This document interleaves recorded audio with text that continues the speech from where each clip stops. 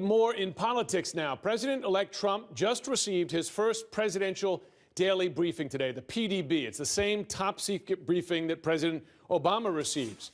This comes as the Trump transition team looks to fill top national security posts in the new administration, with growing concerns inside and outside the GOP about who's in and who's out.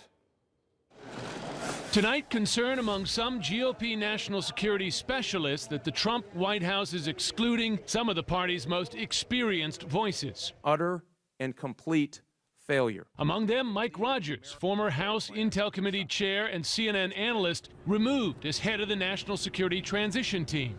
A list of leading contenders for the most senior posts is now emerging. The next president of the United States, Donald Trump. Former New York City mayor and staunch Trump supporter Rudy Giuliani being considered for Secretary of State. However, though a well-known figure nationally, his foreign policy experience is limited and many of his positions unknown.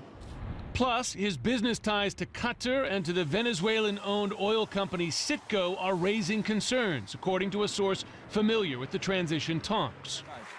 Another candidate for state is John Bolton, of deep concern to the United States. Former ambassador to the United Nations under the Bush administration. He has more foreign policy experience as well as some tough positions, including favoring bombing Iran's nuclear facilities rather than negotiating a nuclear deal. Donald, welcome to my hometown, Mobile, Alabama. Senator Jeff Sessions, a transition team leader and senior member of the Armed Services Committee, is one of the contenders for defense secretary. Sessions, who is one of the first GOP senators to back Trump, is also being considered for other top jobs, including attorney general. Another candidate under consideration for Pentagon chief is first-term Senator Tom Cotton, a member of the Armed Services Committee and a U.S. Army veteran who served in Iraq and Afghanistan. Considered hawkish on defense, Cotton told CNN earlier this month he agrees with Trump on using the now illegal practice of waterboarding terrorists in some circumstances.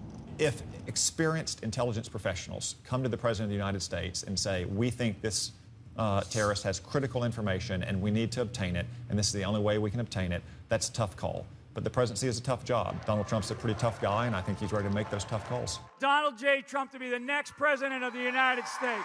Retired General Michael Flynn, who was pushed out as director of the Defense Intelligence Agency, is now in Trump's inner circle of advisors and is being seriously considered for senior posts, including National Security Advisor.